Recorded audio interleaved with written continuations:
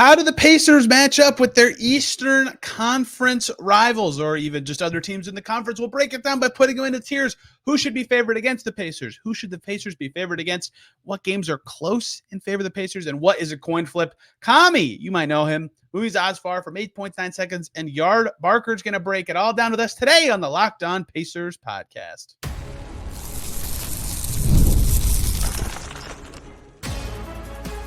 You are Locked On Pacers, your daily Indiana Pacers podcast, part of the Locked On Podcast Network, your team every day. What up, y'all? Happy Friday. Congrats. You made it through the week, and welcome into another edition of the Locked On Pacers podcast, where we, of course, talk about the Indiana Pacers. As always, my name's Tony East. I cover the team for Forbes and SI, and today we've already previewed the East in terms of where the Pacers lie with all the rest of the teams, but how do the Pacers match up with everybody? Taking an idea from the DNVR guys who did this for the Nuggets, I want to break every East team into tiers. Who should be favored against the Pacers? Who should the Pacers have a slight edge against this year? Who should the Pacers be heavy favorite skin this year? And who is a coin flip in a matchup with the Pacers? We get to all other 14 East teams today with Kami. You might know him from Twitter. Movies Osfar from with 8.9 seconds, now with Yardbarker, covering NBA and Pacers and all things in between. We break every team down and put them into those groups. Let's just get right to it. You would probably know him as Cammy from the land of Pacers Twitter. You might know him as something else if you read his articles. He covers many things, specifically the Pacers, over at Yardbarker. And Yardbarker. We have a lot to talk about. Yes, sir. Because I want to talk about the Pacers and how they match up with every team in the East. Thank you to our good friends at DNVR for this idea. They did it for the Nuggets, and they put every team in the West, not every team, but most of the relevant teams in the West, into four categories. They had teams that would be favored against the Nuggets, a coin flip, slight edge to the Nuggets, and heavy favorites for the Nuggets. And so I want to do that for the Pacers. And I thought this was actually a little harder than I thought, because the coin flip group turned out to be the one that I struggled the most with. Cammy, how many teams do you have in the group of teams that you would say are favored against the Pacers in one game? In one game? Just a one game. How many teams do you have in that? Okay. Well, outside of the bottom dwellers like Brooklyn, Charlotte, I'll throw Chicago, Detroit. Yeah, we'll get to that Toronto. Yeah. All right. So in terms of coin flipped, in terms of teams that I give the edge to the teams that you'd give an edge against the Pacers. Okay. Boston, I think still. Yep. But I don't know. Boston might be in the coin flip territory because what I saw in the playoffs, maybe. But I'll give them the edge because, to be courteous. In the coin flip region, I'll go New York. All right. We got to talk about both of those teams. Okay. So I have Boston in the same group as you, as favored against the Pacers. Mm-hmm. I think I'd have them in that group against every team in the NBA. The series they just had was, of course, close. Like, it was 4-0, but it was close. And Joe Mazzulla even said it, right? We don't have to pretend anymore. Joe Mazzulla said, yeah, that was our hardest series. Like, that should have gone to 7 games. It didn't. But when the Celtics say it now, we can talk like that. And I still think they have the same team. They only lost O'Shea Brissett. I know they don't have Porzingis for the first 3 months of the season or whatever it's going to be, 2 months, some amount of time. And that matters, right? Having bigs who can shoot is a huge part of what makes them so good. Al Horford can do it too. But the reason they're so good and the reason they can be so good against the Pacers is they can switch every position. Drew, Derek, Jason, Jalen, Sam Hauser is actually a sneaky okay to switch defender. They've just got bodies to do it. And against the Pacers, 1 through 12. Yes. 1 through 12. And so against the Pacers, they are particularly challenging because of that. The Pacers can score against the Celtics probably better than anyone in the NBA, but the Celtics can actually slow down the Pacers just a little. Just not a lot, but just a little. And that matters a great deal. So I also have the Celtics there, but we disagree on the Knicks. And I don't know where to put the Knicks because I've never seen the Knicks in their current iteration play, right? We don't know what they look like with Mikal Bridges and without Hartenstein. But I don't know this. I think, especially because last year, I think they were 15-2 in the regular season when Anunoby played. They beat the Pacers twice with Anunoby in the postseason. I think that they're going to end up looking like the Celtics against the Pacers, not in total quality, in that they're going to be able to switch so many guys, right? Hart, DiVincenzo, Bridges, Anunoby, coming off the bench, Deuce McBride's a pesky good defender. Basically everybody but Brunson. Now, that's a big hole.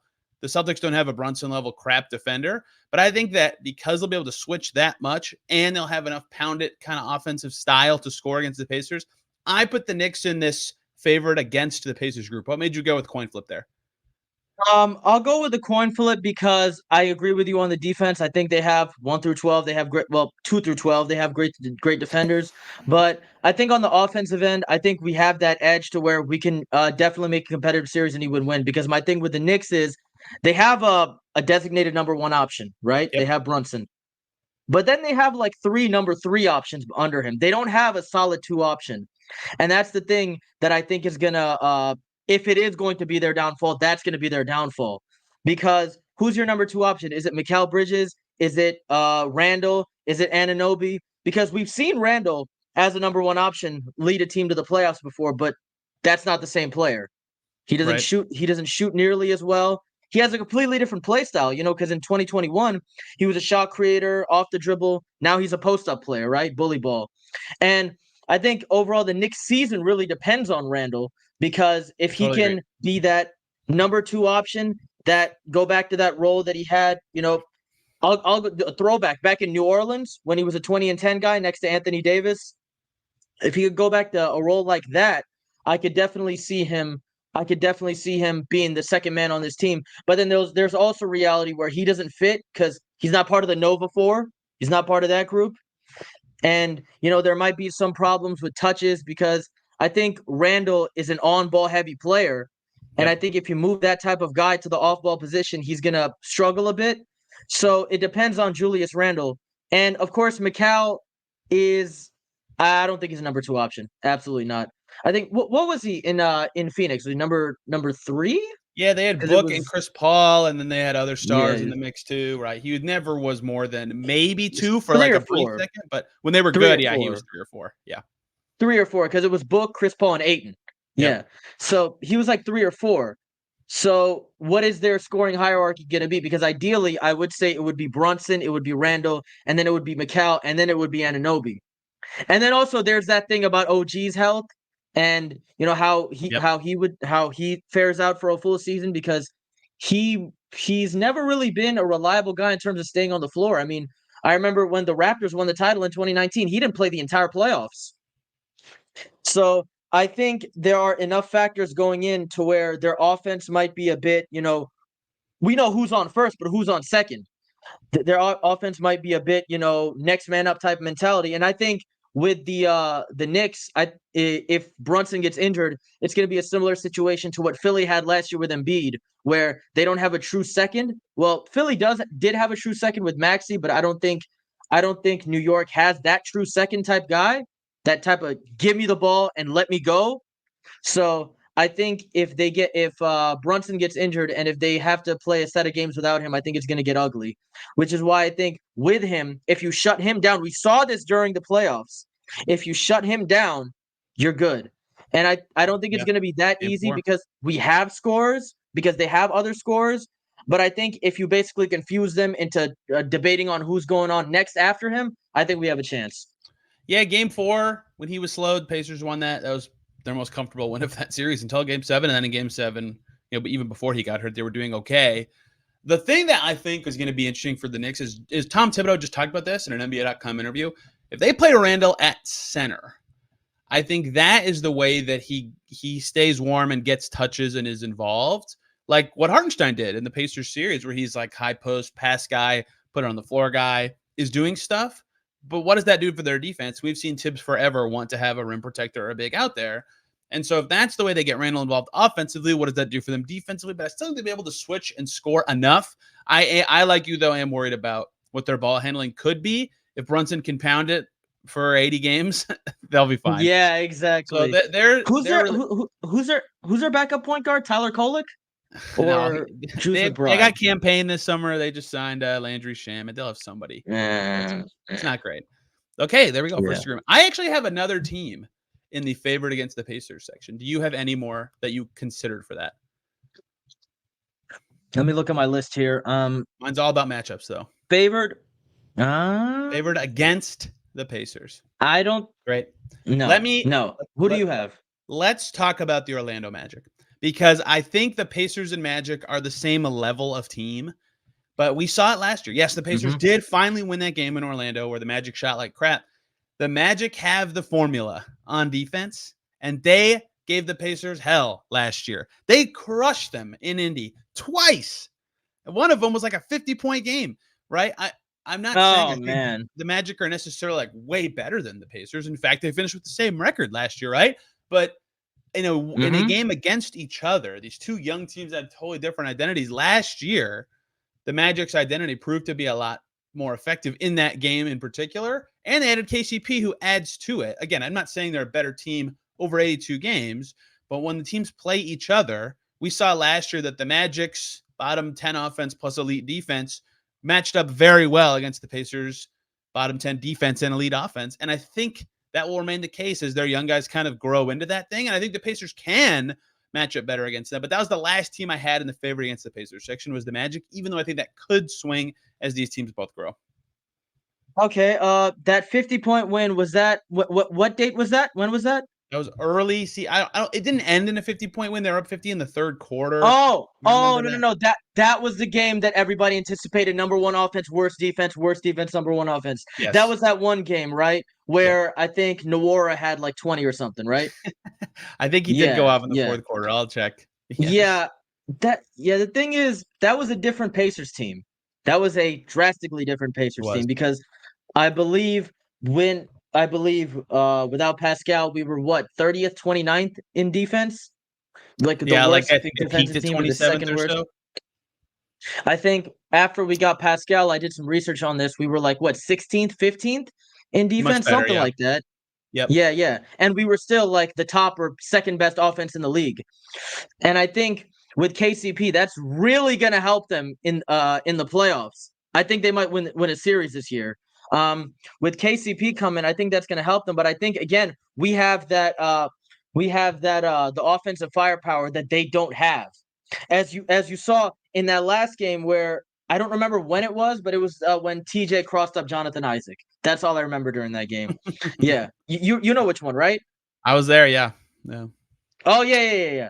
So that game, I think that's going to be more of a formula of what's going on. Now, I don't think every game is going to be a blowout like that. But I think if it comes down to the wire, and here's what the Magic still don't have. They didn't address the one weakness they had last season. They don't have a playmaking scoring point guard. They didn't go out and try to get like a Darius Garland or somebody like that. They got rid of Fultz.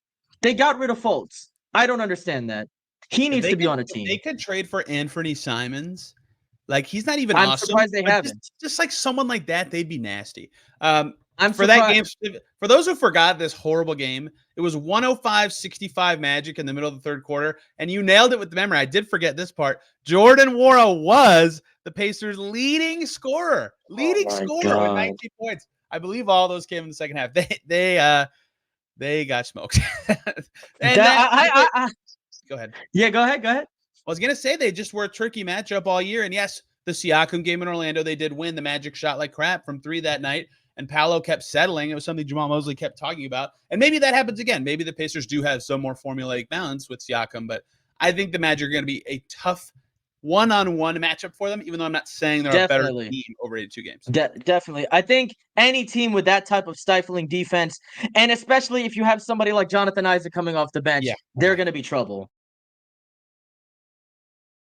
Hey, everybody, short little break. We got to talk about the good people over at FanDuel. You've heard us talk a lot about FanDuel because they are America's #1 sportsbook. Well, we have something a little different for you today. And right now, through September 22nd, that's the end of this weekend, every FanDuel customer, you bet $5, you'll get a 3-week free trial of NFL Sunday Ticket from YouTube and YouTube TV. That is a great deal. $5 bet, 3 weeks of NFL Sunday Ticket.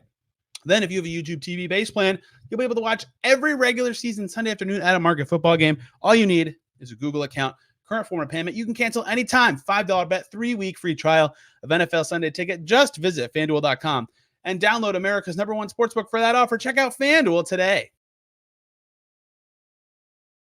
How many teams are in your coin flip group? I said the Knicks, right? You said the Knicks. I said the Knicks. Yep, I said the Knicks. I'll also throw in. I'll throw in Philadelphia. I'll throw in Philadelphia in there. Yep. I have You the have them Sixers there as there. well. I have the Sixers there. Yes. Mm-hmm. I don't know what to make of that because Embiid kicks the Pacers' butt. We know that. Whatever. He kicks everybody's butt. Mm-hmm. In my head, you got to tell me if you think I'm saying something stupid. In my head, they're kind of like older and creaky-ish. Like they have good players. They'll still be awesome. I'm really high on the Sixers, but I shouldn't think of them that way. They're not that old. Paul George is old, and the rest of them are normal age. And then Maxi's super fast. So that kind of gets rid of it. Like the Bucks need an athletic guard like Maxey, so they would stop being so creaky. So I think they beat the Sixers twice last year, and the Pacers' speed was a huge part of that. Even with Embiid playing, they beat them. So I think this is a coin flip for now, but I think it's possible that if the Sixers can play with some zip, that they could move up a group. But I'm with you. I put this in the coin flip. Let me take a look at Philly's roster. Yep, as I suspected, they have no power forwards. No power. They have forward. a big gap of size between like 6'6" and then Drummond size. Yeah, no power forwards, and they're probably going to be starting Eric Gordon. Where, I'm not sure what they're gonna do at the 2. I wonder if they'll go. I wonder if they would go Lowry, Maxey, Oubre, PG, Embiid, but I don't know because. I don't know. Would you? Because Maxey is like, I think play style wise, that guy's a shooting guard. He's a shooting guard in a point guard's body. But at the same time, how old is Lowry? Lowry is gonna turn 40 in 2 years. Lowry's 38 years old. Do you want that guy starting? He was much better for them than the Heat last year, but he was bad for the Heat, right? So no, especially I think in the playoffs. How was he in the playoffs? He was fine. Not great. Yeah. And I think I'm looking at their roster right here. He's their only real like passing pass first guy because Jared McCain is a scorer, Maxey is a scorer, and everybody else, Reggie Jackson is a scorer. So he's the only guy there who could really facilitate. Unless you use Paul George as like a point forward, but no. Yeah, I think they'll be counting on Maxey to pass pretty well. We'll see if he can make that kind of leap. I have too many questions to say that, the Sixers would be favored against the Pacers. In the past, I would have said, absolutely. They kicked the Pacers' butt for a long time, but not anymore. The Pacers' speed really gave them trouble last year, and they're older. They're not old. Like right. We'll get to the Bucks. The Bucks were creaky last year. They got older. I don't know if I put the Sixers there, but I think this is a coin flip. Do you have no one else in the coin flip group? Because I do have one more team. Let me see. Is that other team Cleveland? It is. It is the Cavs. They were a coin flip last year, and I think the Pacers, the Cavs did literally nothing. Their team, they added Jalen Tyson in the draft, and their team is the same, right? So if they're any better, it's their young guys get better, or Kenny Atkinson's an awesome coach, and they went 2-2 against the Pacers last year. And I think Kenny Atkinson is a good coach, but I wonder how much that actually makes them better. And last year, they and the Pacers were pretty even in those matchups, right? That game late in the season went down to the wire. So I'd imagine that will be similar unless Evan Mobley's just like, and I love Evan Mobley. If he's like way better next year, then this could favor the Cavs, but I think this is probably pretty even. He will be way better because I was recently looking at a tweet about Brook Lopez's shot chart and shot splits between 2016 and 17 when Atkinson took over. He started shooting threes and he started realizing I'm good at threes. I think we're going to see that from Evan Mobley. I think this is the year we finally see Evan Mobley breaking out. I think he's going to be second in DPOY voting. Yeah, no, he's great. And I think Jarrett's going to get a confidence boost, Jarrett Allen, because old coach JB Bickerstaff, I don't think he liked him very much. Ooh. He didn't like him very much. And then we saw the report, of course, about him wanting him to get the shot in his knee and play against the Celtics anyway. And Allen saying, no, I don't want to do this. I value my health more. I think the chemistry through the roof. Mitchell signed that extension. I think Garland is going to be better after, I think he's going to put on some weight because I think the jaw injury made him lose some weight and lose his explosiveness. I think he's going to get better. I could definitely see them in the coin flip slot, and I think we split that season series. I agree. Haliburton just has a tough time against them because there's no good place to put him with their backcourt. He has to be on Strus, right? Yeah. And I guess that's fine, but Max Strus is that's a lot of running to do on defense. And that was with Bickerstaff. Spot-up shooter. Shoot that much, right? So I think next year that'll be even tougher. All right. Those are all the hard ones. Let's talk some smack. There you come on. Let's go. Let's get negative. How many? I have 3 teams in my slight edge Pacers group. How many do you have? Let me take a look at my. Okay, so I have 1. I got 2. 2. Who are your 2? I got Milwaukee and I got Miami. I also have both of them in this tier. Let's start with the Bucks. I mean, let's start with the Bucks. Can this actually swing at all? Because we already talked about them. They're old and creaky. They're old. And Giannis isn't that old. He's still like low 30s, and he's still super good. Yeah. Obviously, he had 64 against the Pacers last year. He's amazing. Brook Lopez is old. Chris Middleton had 2 ankle surgeries this summer. Dame was not good last year. I think Dame will be better. He'll have a full offseason to not worry about getting hurt. He's already been traded. But they're still all older. And Bobby Portis is getting older, and Pat Connaughton did not do very much last year, right? A lot of their mainstays from when they were really good are not as good. Giannis is still as good. The rest are not. Now, I do think they'll be better. I think they'll be better because they got Patrick Beverley gone. He didn't give him anything hardly. Gary Trent gone, or Gary Trent in, much better. And then Delon Wright in. They need guard defense. That's what they sucked at against the Pacers last year. Sucked. Every game, a guard would go crazy against the Bucks. And Taurean Prince, they just need depth there. They didn't have anything. That's still not. They didn't get enough pop and zing and athleticism to me. They'll be better. They will be better. They did not get enough of what they need to be better against the Pacers. Delon Wright will help, but not enough. I still think the Pacers are going to have great guard performances against the Bucks. They also lost Malik Beasley and Jay Crowder, who didn't give them a lot. I still think this is advantage Pacers, especially from a speed perspective. And unless the Bucks can find a way to get some juice into the lineup, I'm putting them in this tier.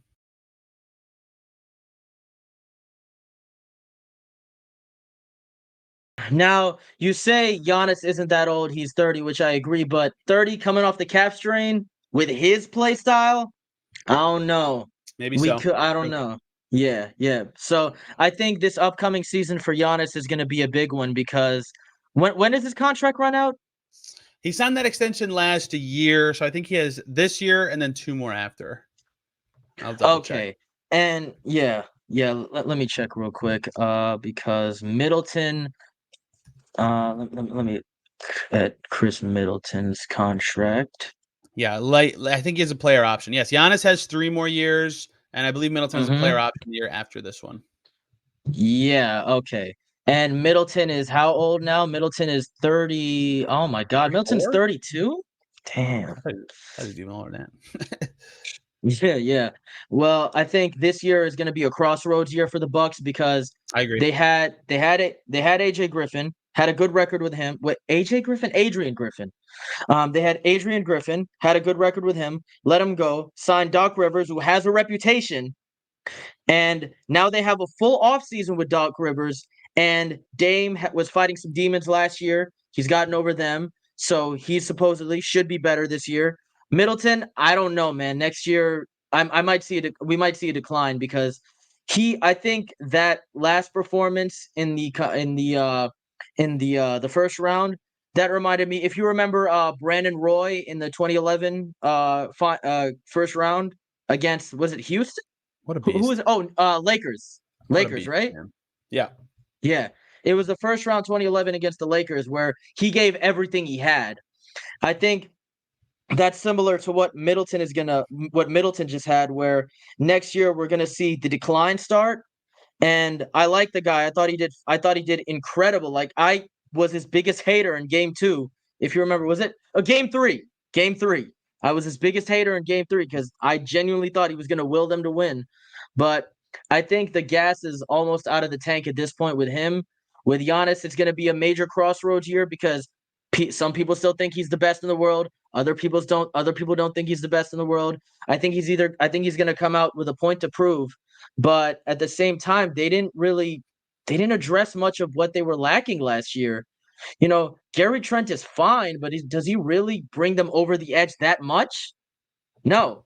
And especially in individual matchups, especially against the Pacers, they still don't have a guy who can stop Tyrese. Like, I like Gary Trent, but I don't think he can stop Tyrese.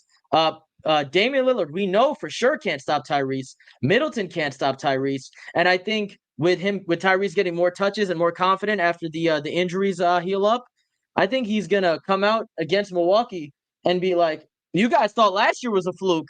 Watch what I do to y'all this year." I think it could get ugly.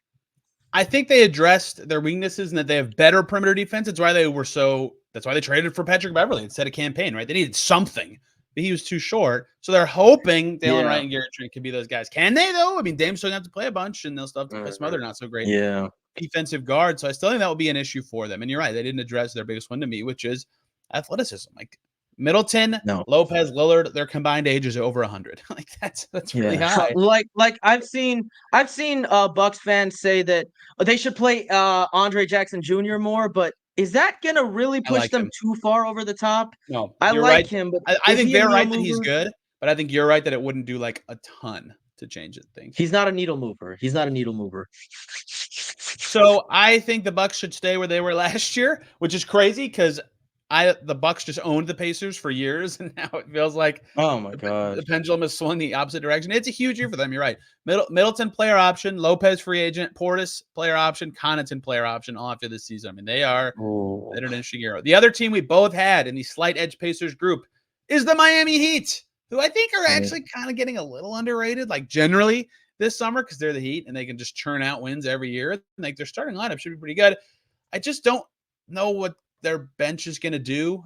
Can their bench do anything? I mean, their starters look awesome. Like Rozier, Hero, Bam, Jimmy is an awesome group alone, no matter who the fifth guy happens to be, if it's Highsmith, if it's whoever.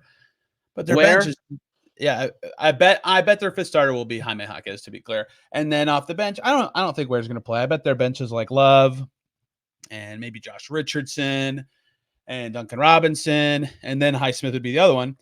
But regardless of who it is, that's not a great bench, and that's a lot of reliance on Terry Rozier and Tyler Hero for ball handling. I think they'll be good. I don't think they have enough tempo, kind of like the Bucks, to really keep up with the Pacers, even though they actually played them pretty well last year. But when it mattered late in the year for that play-in playoff battle, the Pacers got it done. So, man, I still think slight edge Pacers here. I'll say that game, that end of the season game, that was one of the biggest highs I've ever had as a fan because that was night one of WrestleMania. So I had one eye on the game, the other eye on the screen, and then after something big happened, I just randomly screamed, "The Pacers won!" And my friends were like, "What are you talking about?" But it was it. But I mean, that was their first that was their biggest test, right? Because that was the first they had to win to keep up and keep their edge to have that advantage to get the 6th seed, and they tried to blow it, but they got it done, man. It was quite the game. Yeah. But as far as the Heat go, I think they have a reputation, and that reputation is coasting in the regular season because Jimmy is going to be 35 next year.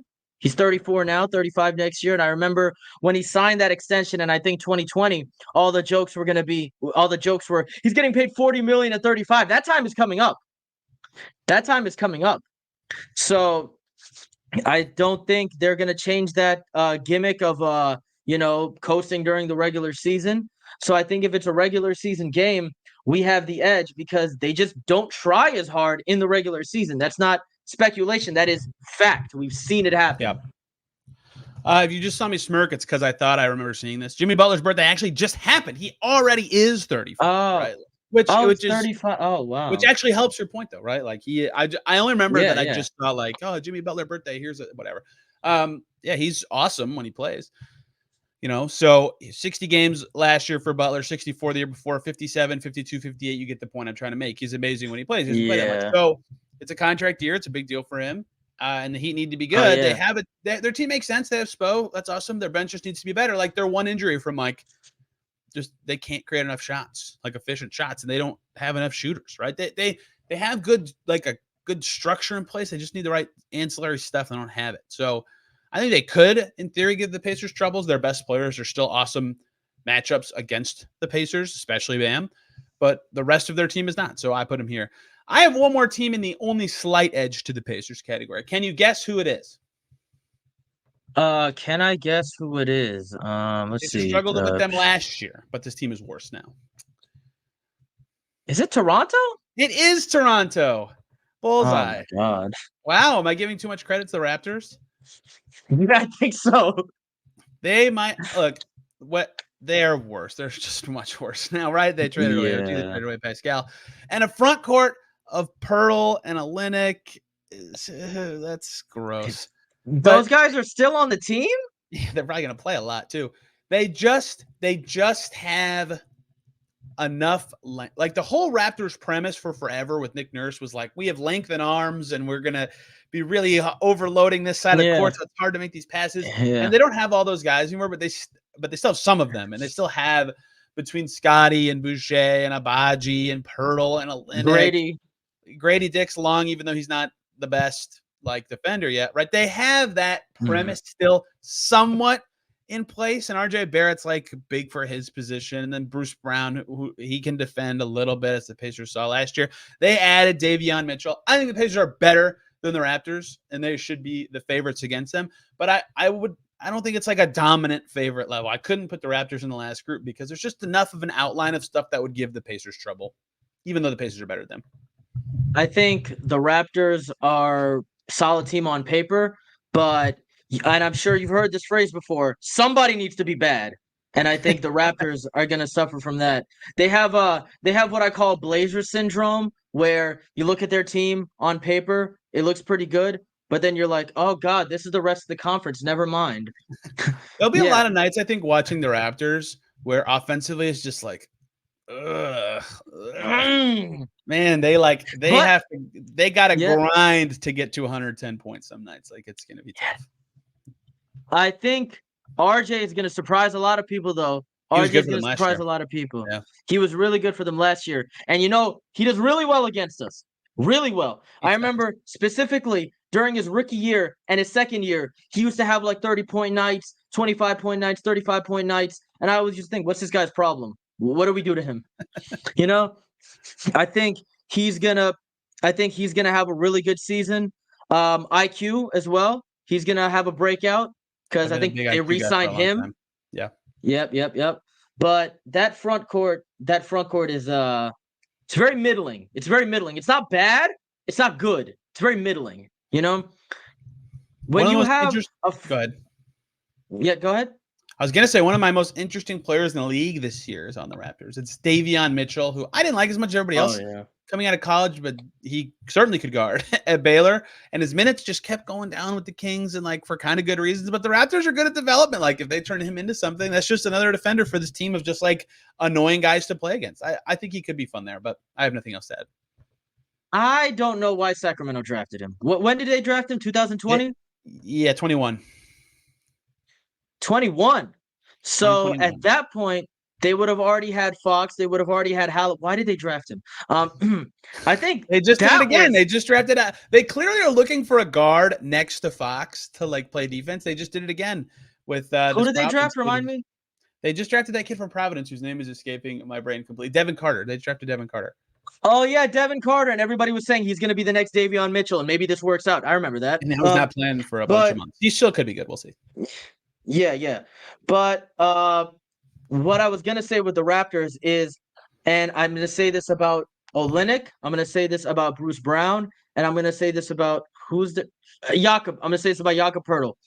If you have three guys in your top six rotation where the best thing you can say about them is, oh, they would be really good role players on a contender. Yeah, that's not a good way to flesh out a good team. Why are they your top options? That is a good point. That is a good point. Yeah. All right. I have nothing good to say about the remaining teams and their matchups against the Pacers. Chicago? What about Chicago? They don't have They gave us hell last year. They did. They certainly did. They don't have the stuff that made it a hard matchup. Caruso is gone. Andre Drummond is gone. DeMar is gone. So yeah, Levine and Vooch are great, but the things they did against the Pacers, they did really good at making it hard for them to throw skip passes, and they'd overload them at the top, and they would clean up the offensive glass. So the Pacers just had to make a few mistakes against them, and they never did. But the guys that made it hard to make those passes, the guys who got all the offensive rebounds, and the guy who could actually score against anybody are all gone, right? So yeah, they have some good players. Yeah. But the hard parts of that matchup, they're gone. So I moved them down. I think they're going to be a much easier win for the Pacers this year. Do you disagree? I do not disagree. Matter of fact, I think they're because they were the team that I think we struggled the most against out of the bad teams in the league. Yes. I think losses. we went. Oh my God, 3 losses and what? 1 win? Yeah. Oh my God. I think yeah, it was ugly. It was not good. Yeah. I think they're gonna be part of that lower echelon. I think they're probably gonna finally start to rebuild. And they're going to be one of those teams where we look at as a test, but for different reasons. Basically, the reason being, okay, this team is bad. Can we take care of them? Can we just get this done? And can we move on to the next game on the roster? Like I'm ashamed to say, but if we see the Bulls on the second night of a back-to-back, I may sweat a little bit. Yeah, that was a problem last year. DeMar with Magic after a missed free throw or from half court or whatever the heck is going on. It was.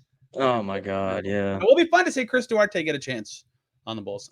I'm rooting for him to do well. Yes, sir. Oh yeah. Everyone else, the Bulls, the Pacers actually struggled with last year, and they actually lost twice to the Hornets last year. I still put the Hornets down here. I think the Pacers, they crushed the Hawks last year. They beat the Nets 3 times. They beat the Wizards 3 times. They swept the Pistons. That should be similar-ish results, 3 or 4 wins against all of them. Why do you think they went 2-2 against the Hornets? For my money, their worst actual outcome of a game all season was right after the trade deadline, but before the All-Star break. Remember they played the Hornets? Oh, that game was horribly ugly. Right? At least the Magic last year they got smoked. At least the Magic were good. That Hornets game was their worst loss of the season, maybe. Yes. Why can't they struggle again? Listen, you know how I know that loss was the worst of the season? Because right after the game, I saw a tweet from I think Legion Hoops or something saying this is the first time the Hornets have won 2 games in a row this season after our loss. Yeah, it was bad. They won 4 in a row, like right at that time. Yeah, I think it was their first 3-game win streak. I think that's what it was. Yeah, but still, yeah. I don't want to be the catalyst of that. I don't want to start that off. I don't want to give them hope. They had just made all these trades, right? So the Hornets started that game. Trey Mann, who they'd had for 2 games, then they had Grant Williams come off the bench. They just got him. Vasai Mijic, they had just gotten him. Davis Bertans, they had just gotten him, and they held the Pacers to 102. It was unbelievable. They were 12-41 at the time. That was the worst loss. Did Ball play? Did Ball play that game? LaMelo did not play. Yeah, also LaMelo didn't even play. It was ridiculous. They didn't even shoot that well. They shot under 30% from 3. No, I remember that. Yeah. But they have LaMelo. Like, they're okay. They should not be good enough to beat the Pacers twice in a season. No. I think the first game that they beat us in was I think it was like the 5th game of the season where Tyrese had maybe 44, right? Yes, and Ball played and shut him down in the last possession. Oh my God. Yeah, I had to see that in my mentions a lot. I bet you could imagine. Yeah. But I think the reason why they lost against them is the same reason why they lost against Chicago that one time. The same reason why they lost against the Nets in that last game where Noah Clowney had like 27 points. Yeah. Complacency. They got complacent. That was a problem for them. And I think that's going to be the biggest difference from the Pacers of last year and the Pacers this year, where I think we won 47 games last year. 47. Yeah. I have us somewhere in like the 52 win region this year, because if you just clean up your problems, if you just clean up the dirty work, beat those bad teams, then you'll be flying. Like, for example, I give this as an example, the Timberwolves in 2023. I think they won 42 games and they snuck into the playoffs. And then everybody was like, oh, they struggle against the bad teams. Next season, they're in the conference finals, right? And we made the conference finals while being bad against bad teams. I always said, I've said this to some of my friends before, if you take the same Pacers team from last year and you add 2 years of experience on every player except for Pascal Siakam, we may be NBA champions last year or 2024. Yeah, because I think a lot of our struggles were either early in the game or at the end of games, if I'm not mistaken, right? Because I think that one Brooklyn game that we lost, we had a terrible first quarter. They were ahead. And then you got to spend the rest of the game playing catch up. I remember similar thing happened in 2021. I'm taking you back a little bit here, but it was that one game against the Pelicans. They were wearing those city jerseys, and we were down by like 20. and we came back and we were up by, I think, 1 point in the fourth quarter, and then they just took over. This has been a problem with the Pacers since 2020, and I think now that we have a coach who given them a full offseason with a winning mentality and winning players, and you've seen Pascal every other day. He's with the guys in the gym. He's teaching them everything he knows, and you have guys with playoff experience.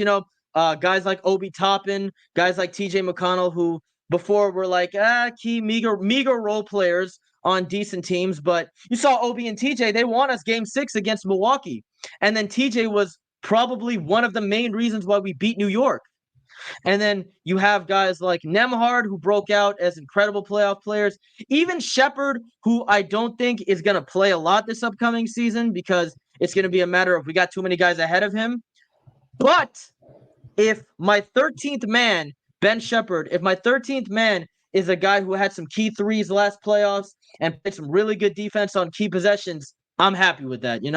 I think the lack of experience forwarding to a year with experience is gonna really put our ceiling higher for the season, because I didn't have us going to the conference finals last year, and I still think that those points that people make about, oh yeah, the Knicks were injured, the Bucks were injured. I think, for the record, we would have won those series anyway if we didn't get complacent. Like, for example, that game 1 in Milwaukee, everybody was scared. Everybody was scared, if you remember. And then game 5? Was it game 5 in Milwaukee where we had that one loss? Yeah. And then games 1, games 1 and 2 in New York, we were winning, and we just threw it away. I remember this one play, Obi Toppin, fast break, between the legs dunk. Ben Shepherd was too busy celebrating with him, giving him props, gave up a 3 on the other end, and the half ended. That one Hartenstein half court heave at the end of, I think, the first half of game 2. I remember that as well. Those are moments where you're like, you guys are too caught up in the moment, And I think now when the guys have a mentality of, we've been here before, now let's really see how far we can go. I think that's going to be what puts us over the top this upcoming season. I have high expectations. Last year, my expectation was to make the playoffs. This year, my expectation is to make the second round, maybe even the conference finals. And if we match up against the Celtics, I want to see that team last year against the Celtics, but I want to see them with more experience. I want to see them close out games in the fourth quarter. That was their biggest issue. Against some of these crappy teams they lost to last year too. And, I gave them some credit for this. Every time they had an awful, disgusting loss, they responded. They'd play very well the next game and very often win. And hey, that's great. Don't put yourself in that position. Beat those bad teams. I believe they had the second most losses against teams that won under 30% of their games last year. That can't happen again. The Pacers are too good for that. That's what this exercise is about. Who will they be better against? Who will they be worse against? If you're listening, tell us what you agree and disagree with. If you're watching on YouTube, comment down below. Give me your tiers. Where would you put all these teams? And if you're on Twitter, that's another place to yell at us. If you want to complain about something, tweet at Kami. Don't bother me. I'm just kidding. Please let me know too. He's at Gametron, PTW, and I'm on there at Tony R. East. The show is there at Locked On Pacers. Hope you guys enjoyed this one. We'll be back on Monday because the season is right around the corner. Looking at point guards for the upcoming season. What's going to be important for them? What's the big question for them? We just talked about TJ yesterday. We'll do it again on Monday as well as Tyrese, Haliburton, and Andrew Nembhard. Kami, you're frozen. You're gone. His internet might have died, so I'll tell you where to follow him at. I already said this, at Gametron, PTW. He does great work writing about basketball. Used to be at 8 points, 9 seconds, and the Pacers. Go check him out. Thank you all for listening. Have a wonderful weekend. We'll see you very soon.